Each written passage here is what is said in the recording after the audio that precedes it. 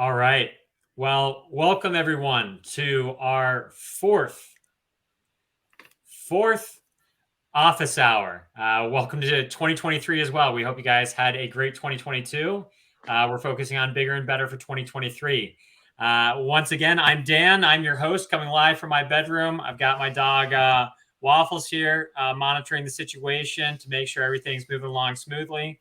And that we are coming in under an hour, which is why we call it an office hour, not office hours.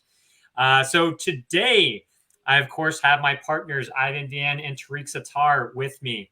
And we're going to talk about property-specific due diligence. So with that, I'd like to really just get us kicked off. Thank you to everybody that already sent us questions in advance. Once again, if you do have questions during the webinar, just put it in the side chat. I'll capture it. And if we do not get to it, I will follow up with you personally the next day. So thank you again. Let's get started. And to get started, let me just pop up our deck real fast. And we're just going to jump right into it. In order to consolidate it this time around, I consolidated a lot of people's questions into specific slides. This one might fit more of our general basis. And I'll read through them very quickly, but then Ivan, Tariq, I'd love for you guys to jump in and provide the color commentary necessary. So if I'm a passive investor, these are some of the questions I might be thinking about. What is the age of the property? Has the property been renovated? And if so, when? Percentage of units that have already been renovated, the class type of the property, and how that aligns with the surrounding area. So who wants to go first on this one? Right. Hey, Dan. So, with regard to these type of questions, honestly, a lot of these questions you can answer before the due diligence inspections even kick off as part of the feasibility process as you're underwriting the deal. And you're going through and understanding exactly what type of asset that you're buying, and then how does that compare to other like-kind assets in the submarket that it is in. Again, you had on the age of the asset, because different assumptions are associated with different types of asset classes. So a lot of these things you can determine pre-inspection. And maybe you can keep the questions on there too, as we're kind of answering them. It can help me walk through right, that. I'll just add a couple of items that are on there with reference to the class of the property and the surrounding area. So things that we look at there is just the demographic. What kind of demographic there is, and what kind of income level and median household income especially, and what rental level is realistic. You look at the comps, what has been renovated in the comps, what opportunity do you have in this particular asset that you're looking at compared to the assets in the area. So all of those things are important to look at ahead of, as Ivan said earlier, ahead of the on-site diligence. These are things that can be done off-site, but having a knowledge of the submarket is helpful, and a lot of the data that you're going to need to do, some of this analysis can be just captured online. Correct. And so when you have this data captured before you go in and inspect the property, then you go and set up the inspections, and you go put your eyes on each of the interior units and validate what you have understood in the beginning. So when it comes to percentage of the units, validate if that percentage is correct, because you're physically putting your eyes at every single unit. And when you go in and do these interior inspections, whoever you use, they usually should have a very methodical process. A lot of times we have people who have a Google Sheet or some type of iPad that captures the data and pictures of every single unit. And they go into every single interior unit, take the pictures, they make note of what type of fixtures, what type of cabinets it has, what type of flooring, etc. And they consolidate all that information at the very end to determine how much it's going to truly cost to upgrade these units to your given scope that you choose to upgrade them to. When it comes to the when its property has been renovated, and so when, again, you're going to go in and validate that. They may tell you in the broker's offering memorandum, it has a brand new roof, but you go put your eyes on the roof with a licensed roofer or an experienced roofer, and you realize, hey, the roof is actually 10 years old, or hey, it has significant hail damage, and now guess what? You're going to have to replace that roof or work out some type of negotiation with the seller to get credit for a damaged roof. that has happened quite a few times on a lot of our inspections. When it comes to the like office renovations, we're going to go and validate that. Not just office, you probably already have known that before you go into the property, but the specific areas of office. Maybe they have a weight room and you want to go take a look at the weight room. When it comes to the laundry area, has the laundry area been renovated or not? So those are some of the things you definitely want to understand before going in, so you can go in and compare apples to apples when you're taking a look at the property. What else? What is the class of the property and how does that align with the surrounding area and tenant class? Again, as Tariq indicated, that is something you do up front during the feasibility portion of it. But when you're going through due diligence, of course, you would have already shot the comps, but usually during due diligence, we go and shop the comps again to make sure everything kind of correlates and everything's making sense when you put your eyes on the comps. A lot of times when people do comp studies, they may do a phone call thinking to get true data, but actually go and secret shop these properties in the surrounding area to get and put your eyes on those interior units of the surrounding comps to make sure you have a good apples to apples comparison of what your true comp data is going to be. On that note, what I will add is that early on in our days, we would try to go into these comps posing as a potential tenant to try to capture some of this data. You do not need to do that. We just walk into the office as someone that is buying an asset in the area, and people are, other than one instance where I got a call back from the regional and I got the data later, but in every other instance, people have been very willing, very forthcoming with the information. They take us to their model unit, their, any empty units that we may want to look at. They're very willing to share the rent roll, the pricing, all of that data. So there's no need to pose as a potential tenant. You can just walk in as a buyer and then get the information. Absolutely. And a little trick that I use, Tariq, is I say, hey, I heard you're the best in class of property management company in this area. So we want to come and learn from the best. And when you present it like that, then it's an open book from that point onward. And they'll show you everything that you want to see in that property. Excellent. Cool.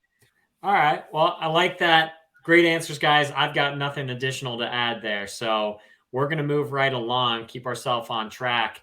The next question, this is really zeroed in on dollars and cents, but it's for people trying to understand, for instance, what's going to be the replacement cost of the property, what's the purchase price or the cost per unit on the purchase price, what's the construction costs, and sorry, that's a little bit blended there, but construction cost per square foot or the cost per unit. Why is that an important thing for us to be very upfront with passive investors on what that really looks like? Right, Tariq? Yeah, I can tackle that. It's, every market, and then within the market, the sub-market, the pricing and in the multifamily space that we look at, it is more on a per unit basis that you look at. Per square foot cost is more in other commercial spaces, and maybe in development is more relevant. But on a cost per unit basis, it's going to vary significantly for the various classes of the asset. And then based on the market and the sub-market, the median household income, the condition of the property, the mechanicals, what has been upgraded. So all of that plays into how much you're paying and what you are planning to do with the asset. And then there, as you go through the process, there's going to be an appraisal of the property that is going to be done for the lender. And there's going to be an as-is valuation that will be allocated or assigned to it. And then there will be an as-completed valuation. So the as-is and as-completed, as is you would want that to be at least, if not better than your purchase price on your per unit purchase price. And then as completed, you really want it to reflect the improvements that you're making, the investment that you're making into that asset on a per unit basis, and then what the outcome and the result is in terms of the enhanced value, the improved value of the asset. So, we have been GPs in properties where, we purchase a property at a little over 100,000 a door in Phoenix, which market has been very, very strong over the years, and sold it a couple of years later, just about 2 years later, more than double, so more than 200,000 a unit. But everything else that was transacting in that area at that time frame, on the purchase and on the disposition time frame, were in those ranges, 100,000 plus at the acquisition timeline and 200,000 plus, depending on the demographic and the class of the asset. It was between 200 and 300,000 a unit. So that is a very relevant metric for you to look at. And when you are looking at the classic workforce housing that we mostly space that we are in, and then the replacement cost or the construction cost, that is, you want to understand that you're buying it for 140, 150,000 a door, and it takes 250 to 300,000 to build a new one. So you want to understand that delta in that particular market and at the current costs on how much more does it cost to build one, and if there is development, then the rents would have to reflect that much higher cost of construction for them to be able to justify the development, and therefore there will be a big delta between what you are paying for the workforce housing asset versus the rents that could be derived from a new construction or a development project.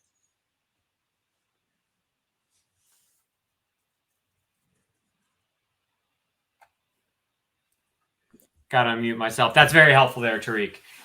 So I appreciate that. I don't think you probably have anything else to add there, because Tariq pretty much covered that pretty thoroughly. Yeah, absolutely. Just on the construction cost per unit, I want to highlight that the market has completely changed on the labor market and construction cost market. And if you don't know what to use, make sure you team up or partner with someone or get sound consultation advice on what those true numbers are. We have seen our cost per unit, for example, similar scope, almost go up 2x in some cases to do an interior improvement. That will significantly impact what type of rent you're able to derive, and obviously the overall return on your investment. If it's going to cost more to upgrade these interior units, you're probably going to end up doing fewer upgrades. Therefore, you can't drive as much rent that you originally thought, and maybe your revenue growth won't be as significant as you originally thought because everything costs more. Another thing is when you are going into a new market, and it's a growing market, there's competition. There's competition for labor. There's competition for all these materials and all these supply chain mechanisms that are in place. And you have to factor that into your underwriting to make sure you have correct buffer factors in there to make sure you're able to kind of navigate and circumvent some of this headwind you may experience when you're going into these new growing markets, for example, a Dallas or Salt Lake City. Yeah, and I completely agree with what both you guys have said here. If I wanted to take one step further to give people like a real idea of cost per square foot and how it's 2x'd, out here in Boston, I do some development work as well when we're not fully focused on multifamily. First one I built was around $200 a square foot. And then you had the great inflation going on in 2022. It was $400 a square foot to build a like-for-like asset. Now, I have seen more recently that's receding a bit just because there are a lot of inventory coming online in Q1 of 2023. So hopefully that should be bringing down our construction costs, but it will probably never get back to the pre-COVID levels because it's just an inherent thing that cost will increase. But yeah, it's always a moving variable that really has a major impact on underwriting depending upon the type of asset we're working on. Okay, well, that's been helpful here, guys. I'm going to shift us in then to the next one that we have here because we're already 15 minutes through. And so this one is another one that's kind of near and dear to my heart. And I'm not sure if it's fully seen on the screen. So pardon our issues here, guys. This is our first time utilizing this platform, so we're going to get it fixed for the next webinar. But there's actually 5 questions in this deck, and it's not showing all 5. So I'm going to read them off to you guys. Number of units or tenants there, physical occupancy, then financial occupancy, if a lease audit's been done, and what are the third-party contracts. And, that's really from just beginner questions all the way down to more advanced ones, because I think the normal person is not asking about a lease audit or the third-party contracts. So I'll turn it over to you guys and let you voice this over. Right. I mean, again, you're just comparing apples to apples. The broker tells you it's 100 units and you go walk the property, ends up being 95. Of course, it's going to impact your overall financial model because you're not generating revenue on 5 additional units. So it's a simple inspection when you go and put your eyes on every single interior unit and to make sure that it's an apples to apples comparison. What is a physical occupancy? The same thing. There may be a lot of skips, or maybe a lot of vacant units or down units that were not correctly disclosed in the offering memorandum that the broker gave you or the seller may have presented to you. So that's why it's so important to go put your eyes on the property to get a true comparison of how many operational units you're going to have. And then what you'll find too is that a lot of the cases, there are more down units than you were told. And you have to factor that cost to rehab that unit up to the condition you need to hit the rents you want to hit. And you have to factor that additional cost it's going to take. And a lot of times this has impacted a return profile in a significant amount in some of these more rougher properties that we have purchased in the past. So again, that's why it's so important to be very diligent in your interior inspection and make sure you have someone on your team to put eyes on every single interior property. And with the financial occupancy, before you get into the financial occupancy, on the physical side, I'll just tacking on to what you have already highlighted, Ivan. There oftentimes, especially in these older assets, the 70s, 80s assets, there are units that are offline. Whether, maybe it's a 100-unit property, but there is one unit that is used as an office and there is one unit that is used as a model unit. So those are 2 non-revenue units unless you make a plan to bring them online and convert them to a revenue unit. So that is a key consideration, the office, model unit. And sometimes what happens is that, there's an issue with a unit, stays vacant for a long time, they start to store stuff in it, and then it becomes a storage unit. So we have had properties where there are a couple of units that are just purely storage units, just with stuff from floor to ceiling. Everything else has been stripped off from the unit, all the counters, the appliances, even the electrical panel, everything is gone, but it's just space that is being used for storage of appliances and other hardware. So those things, as Ivan indicated, physical walkthrough of each of the units is critical for you to understand if a property being marketed as a 100-unit property, if those 100 are revenue units or not. Yeah, absolutely. And then when it comes to the financial occupancy of the property or economic occupancy is ideally, if you can get access to the bank statements to truly understand the income coming into the property and make sure that correlates to the rent roll for the actual rent amount, then you can validate whether or not it's truly collecting what they say it's collecting.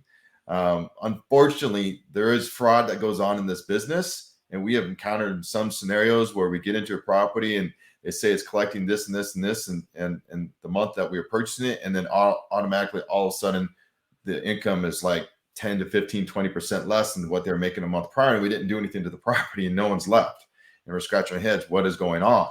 And so you want to do the best you can to be a forensic scientist, if you will, and really peel back the layers to truly understand what the income is. And so that's an income statement study, ideally a bank statement study as well, and make sure they all correlate. And you can see if there's any gaps or holes in the financial documents to truly understand what this property is generating in revenue and ultimately what it's generating from an NOI basis. And then that's where the lease audit has been done. Again, someone has to look at every single lease and make sure the rent rate that was signed on, one thing, make sure the rent rate that was agreed upon and signed on is reflected in the rent roll. Additionally, want to make sure that if they say there are in a 100-unit property and there's 95% occupancy, so there's 95 leases, there should be 95 signed leases. A lot of times you go into these properties that say it's 95% physical, and you'll see that maybe only 80 of the 95 are on signed leases, and you have 15 on month to month. So there's 15 people on a month to month basis, and that creates additional exposure that you might incur when you take on the property, and these 15 people just end up leaving overnight. You don't have as much security there. So that's why it's so important to do a lease audit. And that's another thing you're looking for. Additionally, when you're looking at the lease, going through all the different leases, you're getting a feel and understanding of the demographic that you're actually truly going to inherit with this property. Meaning, what type of jobs do they work in? What type of credit do they have? What has been their rental history overall? Additionally, you're going to be looking at the delinquency number. And this is kind of a hidden thing. I don't think people always take a look at delinquency. That delinquency is that dead weight that is sitting on your property, where these people are not paying rent and they're sitting there. And especially during COVID, when all these rent assistance programs came out, where people can get money from the government to pay for their rent, and they're waiting on the government to cut them a check, and they can legally stay in the property while they're waiting on the government to pay for the check. And it took a long time to get the money. So our delinquency continued to grow and grow and grow. And so that is a problem that you're going to inherit. And you're going to be experiencing the same thing in your velocity of revenue, your income, the amount of income you can receive. And when you think you're going to receive it, may take longer. And so that will affect your financial model overall. Also, if you have a lot of delinquency and you have a delinquency issue, you got to factor that in on turn costs, because you see you're probably going to have to evict a lot of people and bring down the hammer, so to speak, sooner than later. And you have to build that in and book that into your overall rehab costs, because that delinquency comes with the price. Yeah, you can get the people out. You can see that as an opportunity. Oh, I can get all these non-paying tenants out quickly, especially with the COVID restrictions are now lifted, and it's easier to get people out. The courts are allowing for evictions to happen on a much quicker basis than it was here a couple of years ago. Yeah, you can get them out quicker and you can raise the rents, but I bet these units may cost more than you expected to rehab, and you don't have as many renewals that you thought you're going to have. So you have to factor that into your overall rehab costs and into your overall financial model. So one question I have for you there, just as a quick follow-up, you mentioned COVID, and I'm glad we have escaped COVID now. What would you guys say was the toughest property you had to manage when it comes to, okay, you have physical occupancy of maybe 98, 100%, but your financial occupancy might be down to, say, 70, 75%. How did you guys manage through that in order to ensure that you didn't have to make a capital call, or you could continue to at least be in a positive 1.0 or better DSCR? I mean, it's a great question, kind of getting off topic a little bit, because we're here to talk about due diligence. But, there are a lot of incentives that we try to create, or the property management company create, to get the tenant to go and sign up for the free check. It's interesting how, all the free money was out there, and a lot of people simply were lazy and they didn't want to go do it. So you would basically fill out the paperwork and tell them, if you sign up now, if you sign up now, maybe we'll give you some type of like a free gift card or something like that. So you had to get creative to incentivize people to want to sign up for the rental assistance. So that was kind of one way that we were able to help make sure the money was still coming in. A lot of it too is just understanding the process on the back end. Our managers are really, really involved with the city level, the county level, the federal level, to make sure that we're on top of when these checks are coming in, and we're able to track the overall cash flow from these different assistance programs, and make sure we understood from a projected basis where we're going to be in an ongoing basis. But again, that goes back to still having conservative underwriting up front. Make sure you have enough capital set aside to weather any type of storm, if it's COVID or any other type of thing, in any other type of market we're in or situation we're in. So we had reserves that we were managing, as well as we at that time stopped distributions to make sure we were able to preserve our capital to allocate towards these gaps that we may have experienced overall. But long story short, we did have a lot of delinquency that built up.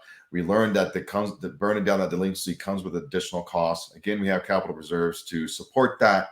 We were still able to burn down the delinquency, and it got up to really bad numbers, and like 166 unit, over $100,000 delinquency, burned it all the way back down to 25,000, and still were able to rehab the property, improve the NOI, and still sell it at a price point that beat our projected best returns overall.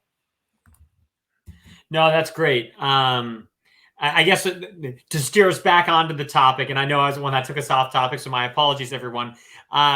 The one other additional question I think that fits within this area is third-party contracts. Yep. Really, what are those? Where's the opportunity that sits within those third-party contracts?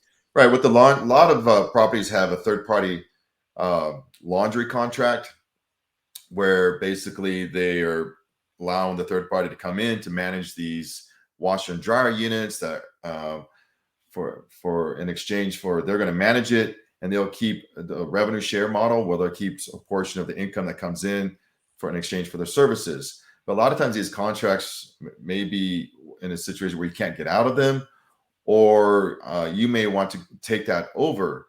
And so you can implement your own financial model as a way to earn additional income and bring that in-house. So you need to understand what you're getting into.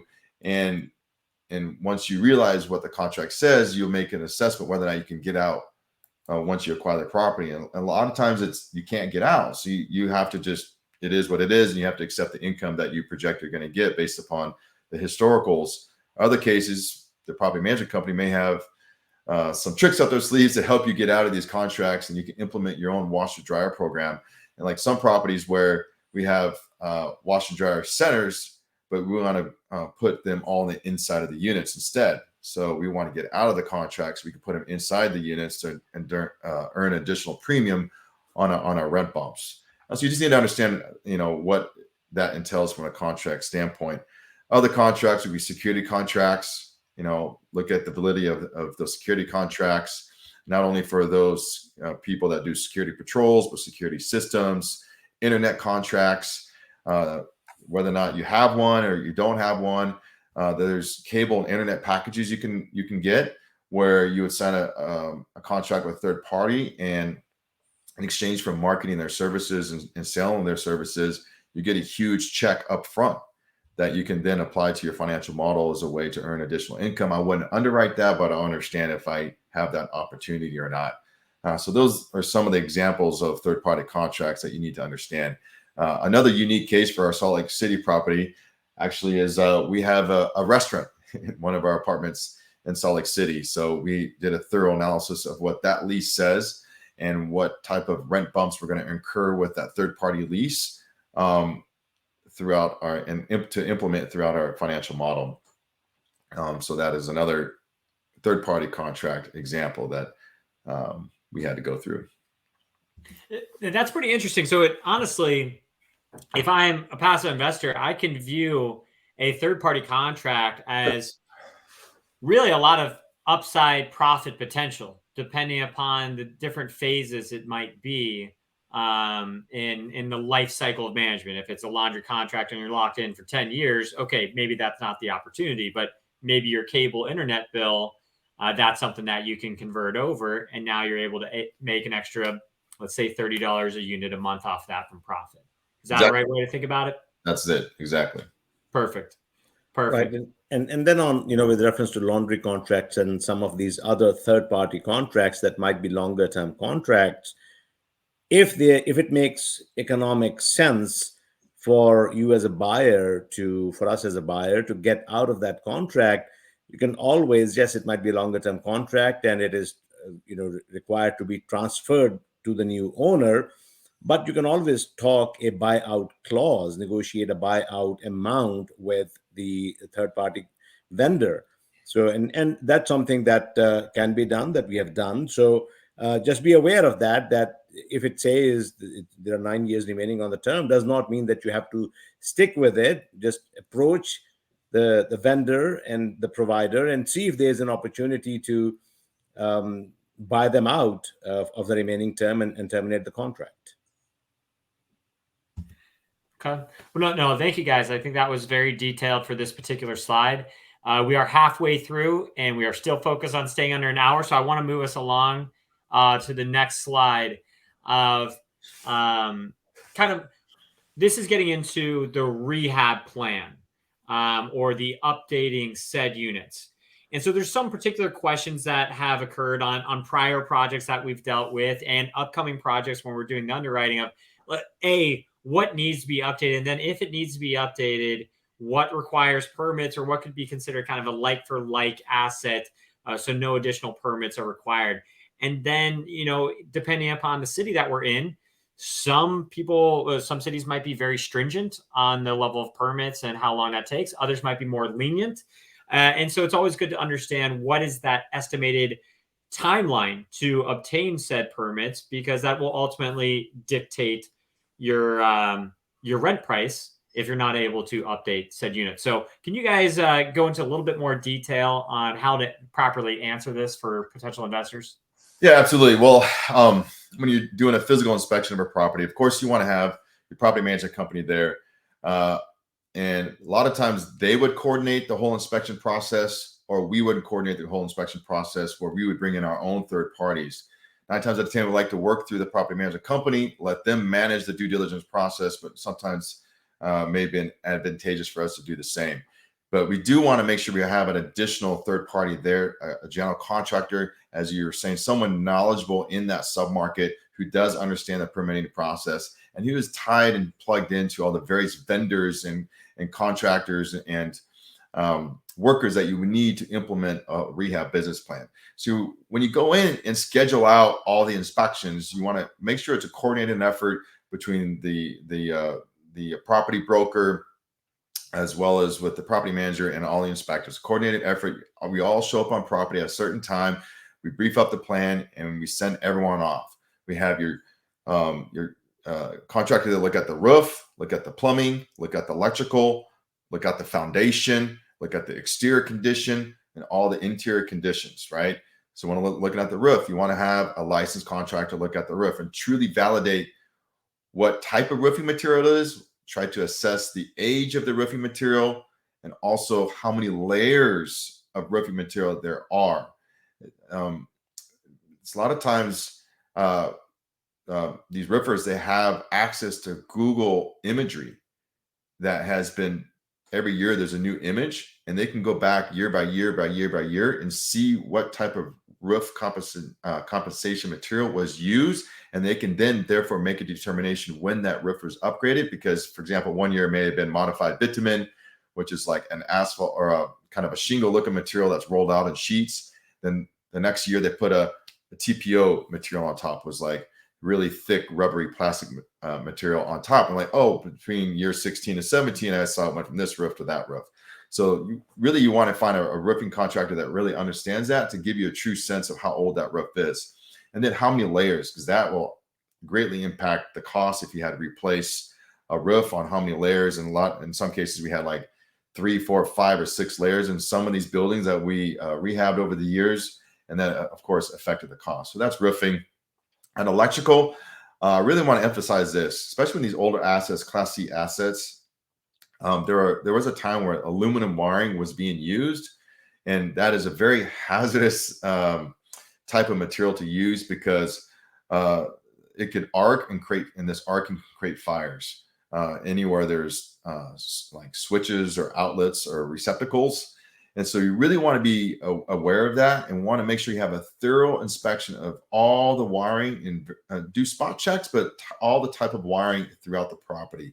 So you may be you're going through your physical inspection, you're opening the outlets, and you're looking at the wiring to say, is that aluminum or is that copper? And you're doing sampling throughout the property to kind of assess if all of the wiring from the switches to the receptacles is aluminum and or copper. However, from the box to the actual unit, from the outside box, from the source of the power line to the outside box to the interior, some cases that has been aluminum, and have learned that actually contractors still use aluminum for the bigger type of power supplies, but we're talking about the smaller wiring that goes from the inside fuse box to the switch and to the receptacle. That cannot be aluminum, or if it is, you have to find a way to mitigate that, using it's called a pigtail or Kolar type device that would help minimize the arcing. But in today's day and age, when I want to bring up and talk about insurance, aluminum wiring is a huge red flag. And the insurance market is becoming more and more, it's becoming harder, like a hard market where pricing is getting more and more stiff and more significant and higher. And and these days, I would stay away from properties with aluminum wiring, or make sure you have built into your on a budget a way to replace that wiring, understand what that cost is just on aluminum wiring. The second thing is the panels. Want to make sure that the panels are not Federal Pacific, or Zinsco is the other brand. Federal Pacific and Zinsco are another huge red flag items for insurance companies, and they find that to be a lot of liability at stake, because those spark and arc and cause fires as well. And so if you see all the panels with that, then you're going to have to replace them. And then that's when you may have to go out and you're going to go out and get permits to replace the panels, which is another more expensive process. And when it comes to water heaters, you want to understand the age of the water heaters. And again, technically you're supposed to get permits in most municipalities for water heaters, and understand the extra cost to do that. All the HVAC systems, it doesn't talk about the mechanical, the outside unit, the interior unit, understand the age of that, the lifespan of that, and also budget in replacing the HVAC units on a percentage basis. We use around 10 to 15% or so per year, and understand the cost to replace those. It may be the inside unit, outside unit, or both. And again, costs have gone up significantly to replace those units. Of course, you can find cost-effective ways. You can bring on a maintenance supervisor who's licensed. You can get maybe the product, the inside, outside unit wholesale costs, but it's still, you need to have a thorough inspection, understand what all of the condition is of all those components. For the older properties that have boiler and chiller, which I highly recommend, just stay away from those properties and run. It's not worth your time and wait to get into property boiler chiller. We currently own one. Thank God it's doing fine. But those things are expensive, and they cost a lot to replace, and also cost a lot to maintain. And these older buildings have these very old archaic systems where you're pushing out cold water or hot water to heat and cool the property. Then you have this blower system inside the units that's pulling the air around the pipe off to blow into the units. A lot of moving parts, and a lot of it's just old, and it doesn't work. It's not efficient, and it costs more to run these properties. But bring in licensed contractors to put their eyes on these boiler and chillers and truly understand what is the physical condition and what you need to do to ensure the longevity, the life, to ensure you secure the lifespan of that property for the time period you're holding it, right? You don't want to make it brand new. Maybe you don't want to replace it, but how much do I need to put into those systems to make sure we can keep the property functional? So that is another thing you really want to do a deep dive on, and make sure you truly understand what's going on with the boiler and chiller. So let's go plumbing. The plumbing lines themselves. Do we have PVC? Do we have iron cast? Do you have, in some cases, concrete type plumbing? So you're going to bring in a plumber with a scope, a camera, and they're going to put camera all of the main sewer lines and understand what is the composition of these drain lines, because you can make some assessments based upon the imagery, based upon what the plumber is seeing, of that. Again, you're going to have some plumbing issues. You may see roots going through the actual plumbing line. You may see collapsed plumbing lines, and which is kind of maybe the reason why you're getting a lot of backups in a certain building. You may see misaligned type plumbing lines where you have concrete plumbing where it's kind of sliding in, and one end is going into another, like a male to female type connection, and where roots like to get in there. You can make an assessment of what you're embarking when you do a physical inspection of all the main sewer drain lines. And then again, that will factor back into your overall rehab plan, and make sure you have allocated numbers set aside in case one of those lines need to be replaced. Also with the water lines, do you have galvanized pipe or do you have copper pipe? How old are those water lines? We had in these 70s buildings where one side of the property, there was always a leak in the water line, and these water lines because of the expanding and contraction over time weakens that water line that causes leaks. And guess what? It is a slab property, and these leaks are underneath the slab. So then you have to jackhammer the ground to expose that water line to go in for a plumber to go in and replace it. Very costly event, right? And try to get as much intel from that manager. By the way, when you're on these inspections, those property managers are your best friends. I mean, promise them everything. Bring them copy, whatever you need to do to get the information out of them. Because a lot of them will tell you everything. They'll open the book and they'll tell you. A lot of them won't. It kind of depends how well managed and trained they are, but do the best you can to get intel from them. And they'll tell you some of the recurring problems. Hey, yeah, this building, we have these multiple, every winter we have these type of water leaks. Or, hey, in this building over here, we have multiple leaks from this building. And on the leak thing, make sure you see, a lot of property managers keep a leak log, and they will show you physically on the roof itself where these leaks have occurred, and they'll put a date next to it. And you can see trend data of, oh, in this building we have multiple leaks. Probably going to have to replace that roof here during our holding period. And you can factor that in again to your overall budget and rehab plan. How are we doing, Dan? Keep going. Can't hear you, but I'll keep going. Yeah, sorry, I'm unmuted now. A lot of information. That's very detailed, and that's fantastic. I wish I was writing this all down because this was even newer information that I didn't even know. So thank you for that. Tariq, you have anything you want to add? Yeah, I mean, the only thing I would add is that, the very first question there, what needs to be updated, a lot of time the focus is on upgrading the interiors of the units and making them comparable to other comps in the area to get a rent bump that you may be able to achieve compared to those comps in the area. But some of these exterior items, a lot of these items that Ivan has mentioned, that the roofs, the electrical panels, the plumbing, those things can be very costly. And you want to be budgeted for these if these are things that you're going to have to address during your hold period. And these would, in addition to those, there could be siding or windows. There are properties that have old windows that may need to be replaced. Siding that may be rotting, so that may need to be addressed or replaced. If there's a pool or pools on the property, what condition are those in? The mechanicals of the pool system and the pool itself. So these things in the parking lot, the dumpster areas. So all of those things can add up, could be big ticket items that can add up very quickly unless you are really budgeting for those, understand if these are things that need to be addressed and budget for them. And there could be occasions where either the lender or the insurance company, may ask you or require you to spend money and bring them up to certain standard. The panels was the example that Ivan gave earlier, but a lender, and that is something, the panels could be required by the insurance company or the lender, but the lender may require, the restriping or replacement of the parking lot, the redoing the parking lot, and that could be expensive.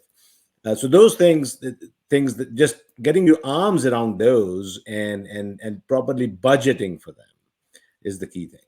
Yeah, and understand the impact based upon the condition and inspection, what kind of impact it'll have on your insurance cost. Going back to the panels, if they say you don't have to replace them, but your insurance cost is going to go up by 30%, and that 30% increase hits the bottom line, and it's probably going to impact your loan proceeds, right? Which then overall impact the financial model. So you really got to understand that and do the best you can before obviously you get into the contract, right? Get out the most intel you can before you actually get to this point. Anyways, you should have known this before you got into the contract. But if you didn't, then now you're here, you got to understand what kind of impact it'll have on your insurance costs. Okay, yeah, no, that's great there, guys. Time permitting, we've got 15 minutes left. So I'm going to hop to this next one, and we can go through this one, I think, a bit faster so that we can tackle the final two questions in more detail. So this one's really just trying to understand, is there an on-site, leasing office? What's the condition of that office? And then tying into the property manager, are they going to be living on the property? Or how do you manage said assets, especially if, say, it's in Dallas-Fort Worth and none of us currently live in Dallas-Fort Worth? So what's kind of the solution there? Sure. I mean, is there an office on the property? Of course, you want to go. You should again know before you go into the property. You probably secret shop this property already, but this day and age, for me, the office is the first impression. You want to make sure you have a very good office, a very presentable office, a functional office. Functional not only for your managers, make sure that they have a place that they like to work and enjoy to work in every day, but functional for tenants to come in and sit down and have a meeting or fill out an application. So you're evaluating this during the due diligence phase. Well, the office need to be upgraded. Simply, you can look at it and, or if you don't understand taste and what looks good and what doesn't look good, bring in a friend or partner in your team to make an assessment if the office needs to be upgraded or not. A lot of times you'll see that properties use interior units as an office, like Tariq mentioned earlier.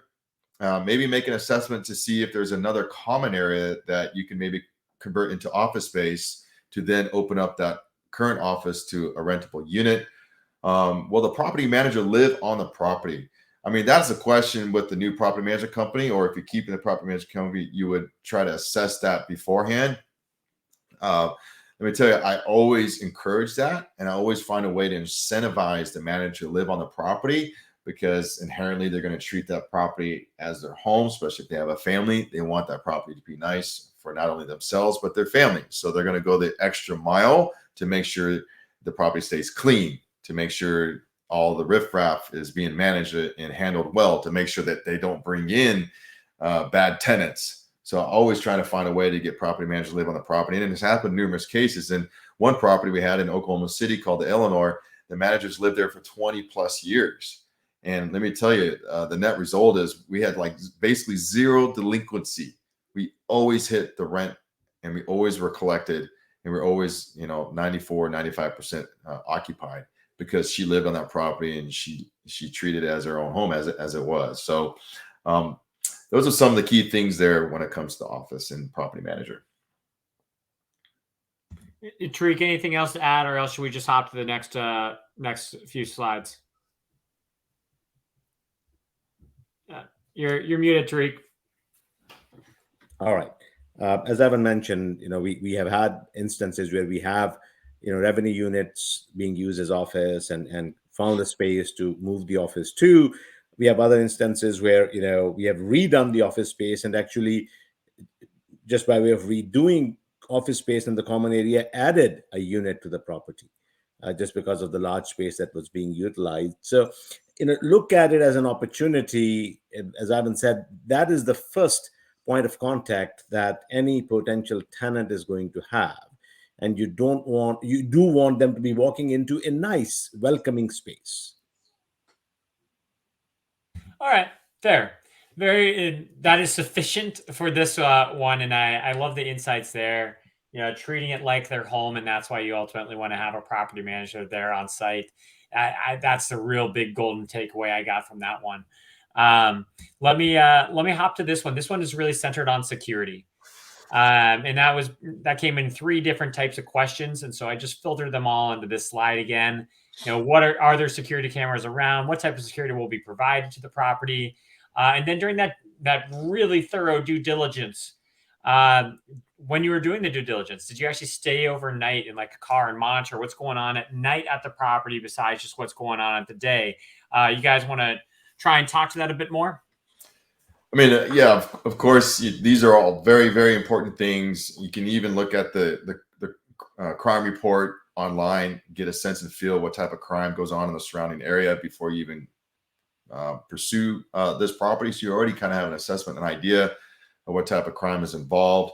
But when it comes to security, security cameras, we like to have those at all of our properties. Not only cameras, but lighting. Make sure you assess the nighttime lighting and how well lit is the property. not only from a presentation standpoint, but from a security standpoint. So, and if you don't have lights, you got to make sure you incorporate that into your rehab budget. Have you monitored the activities that go on the property? Both, of course, yeah. I mean, you want to go to these properties at night, during the week and also on the weekends, right?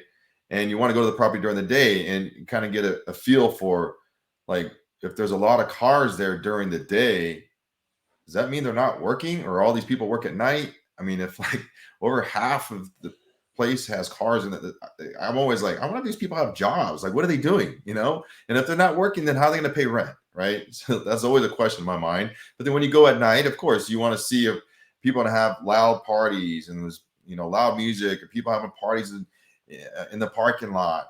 Also, you want to see, like, what is allowed? What is the overall culture on this property? Do you have a lot of people just hanging out and trashing property at night or during the day? Are kids just jumping off the brick walls all over the place and riding their bikes and throwing them in the playground and walking off and leave them there? You're kind of getting a sense of feel of the overall culture and feel for the property, both when you look at it from both day and night. Yeah, that's fantastic. Tariq, any other thoughts there? No, just as Ivan said, just getting an understanding, a feel for the activity at the property day and night is important. There have been times, especially early on when we were buying here in Oklahoma City, that is where Ivan and I both are. I have gone and sat at the convenience store around the corner just to see what kind of foot traffic is there. Yeah, no, it's incredible. It's incredible when you just use the art of visual learning to assess what's going on. It's amazing what you can actually uncover versus everything can look good on paper. You really have to get into the weeds sometimes and evaluate it. So I think we're actually on to the last set of questions, which we're running on time now. This comes to the comp standpoint. And it's once again broken into three areas. The first one is the most general. What are the rental comps in the area? But then specifically to that, it's just like, what are the types of amenities compared to a like-for-like asset in the area?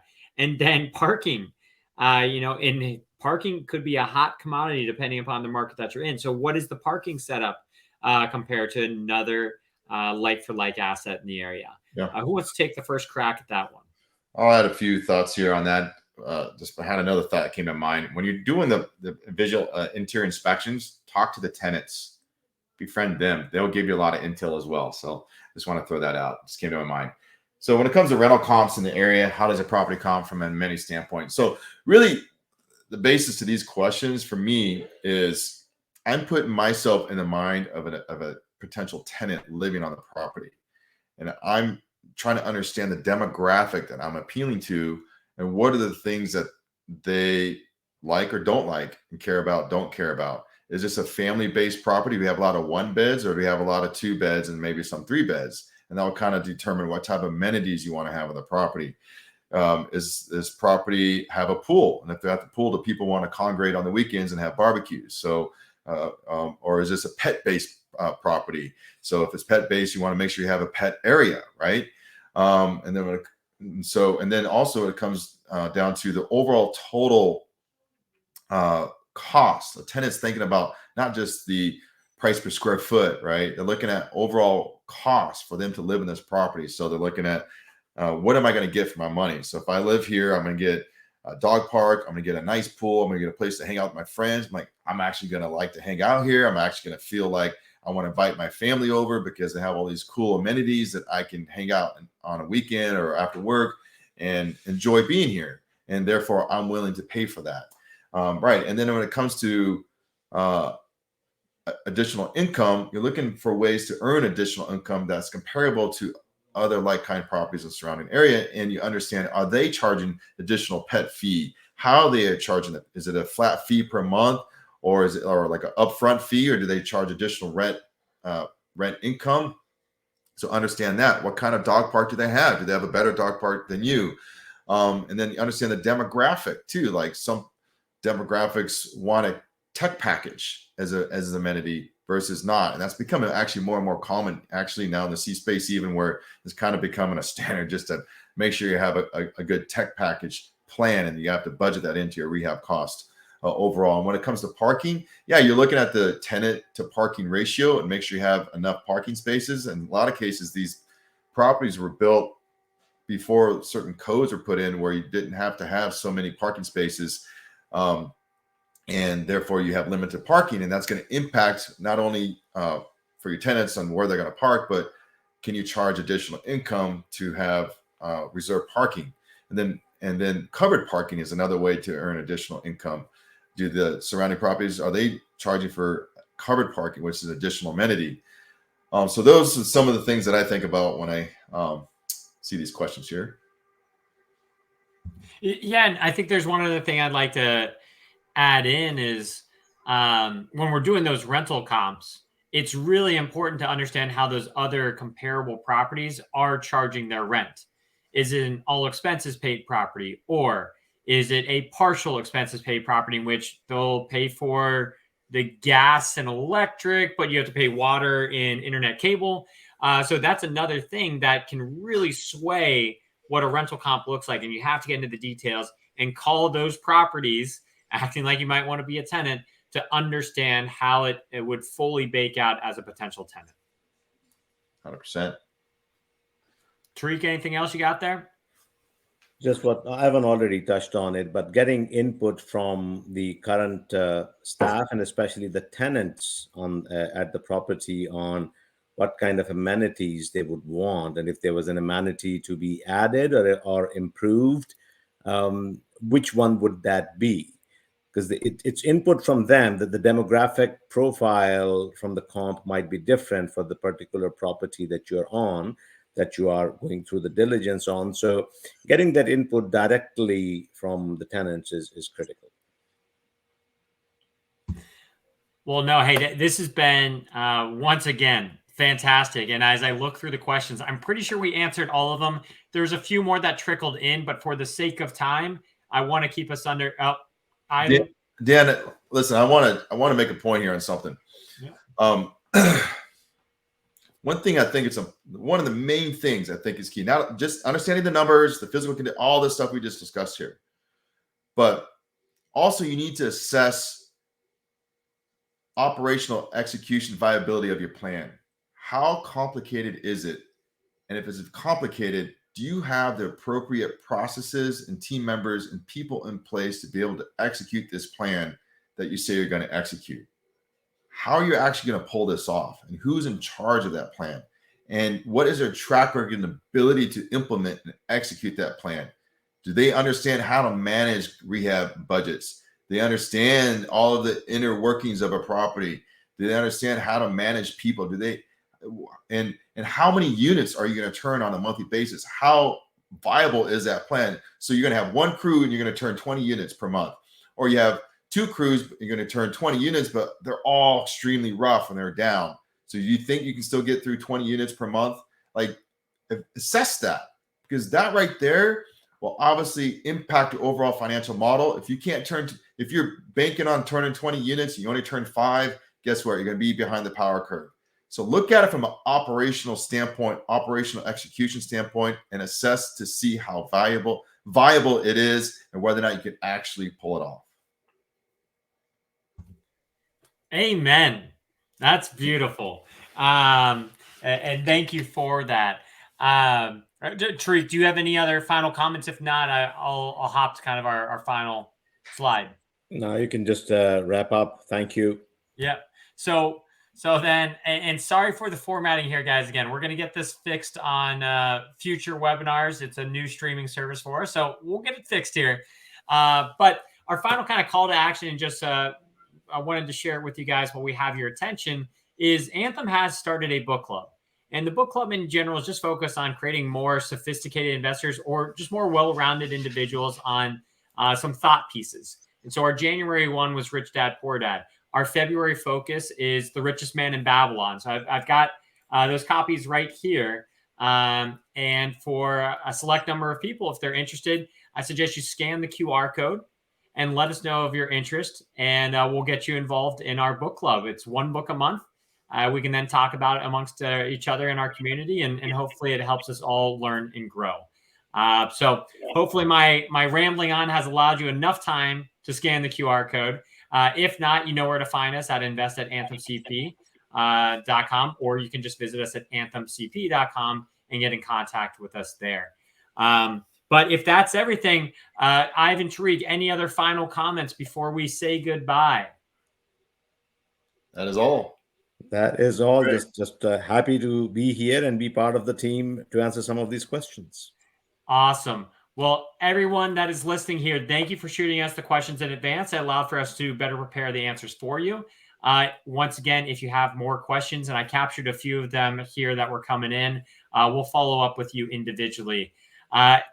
If not, we're going to see you guys in February. Sorry, we ran 33 seconds over in our guaranteed office hour, but we'll talk to you guys in February, if not before then. Have a good one. Bye-bye.